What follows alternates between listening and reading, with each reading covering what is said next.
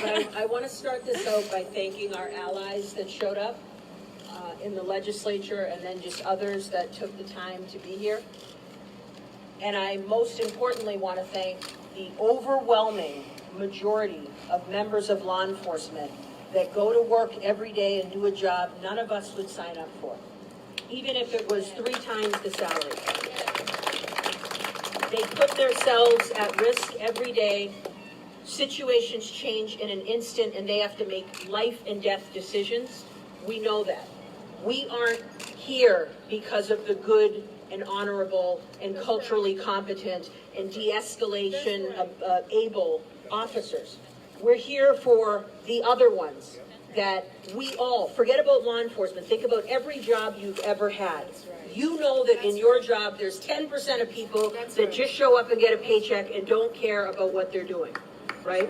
The problem is, for me, is the officer that murdered George Floyd had, I think the last we've seen, 19 infractions on his record and multiple other officer-involved shootings. If you worked at Sephora and had 19 write-ups, you wouldn't work at Sephora anymore. If you worked at Market Basket and were late 3 times, you'd be fired.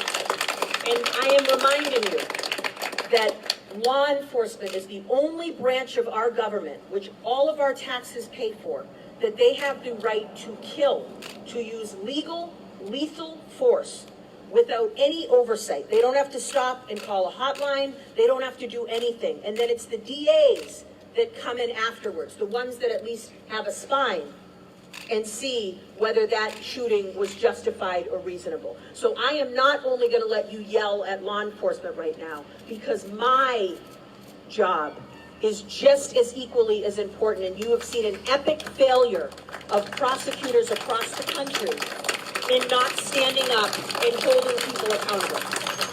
Now, we know what leadership looks like. We saw Mayor Fry, who said, that's it, all 4 of you were fired immediately, right? We saw another mayor, I believe, sadly, there's yet another black man that was murdered in Louisville as a result of some rioting. And none of the body cameras were on. And as a result of that, they had body cameras, which are supposed to be helpful. Not a single one was turned on. And they were terminated. Leadership, you know, all of you have seen Remember the Titans. Attitude reflects leadership, right? We need bolder leaders and mayors that are going to put chiefs of police in there, that are going to make good decisions. And I understand I am a supporter of unions, but when people can lose their life, the stakes are simply just too high. So I will end by saying this. I ran on a platform that I did not want in the first instance for people to be arrested and prosecuted for low-level crimes, because low-level crimes create more interaction with law enforcement. And those interactions can change in an instant. They are not de-escalated often. When we look at George Floyd, a $20 bill, is his life worth more than $20? Those 3 other officers that stood there and watched as that man squeezed the life out of him did nothing. We aren't going to be bystanders any longer, and I believe our law enforcement is better than that. I know they are. I work with them every single day. Boston police detectives, Mass State Police troopers, they are exceptional men and women. But we have to stand up when those of them that aren't fail us, because we are dying in the streets. And when you see me and think I smile, I promise you, I live a beautiful, wonderful life that is filled with happiness and love, but I am exhausted talking to you and explaining to you. I was on a radio show this morning where the radio host said, well, what are you blaming me for slavery for? I didn't have any slaves. There are people, and I'm not blaming you. But what I'm saying is, involve us. Stop talking about us and allow us to speak for ourselves. The most important thing is those people that looted and burned our city.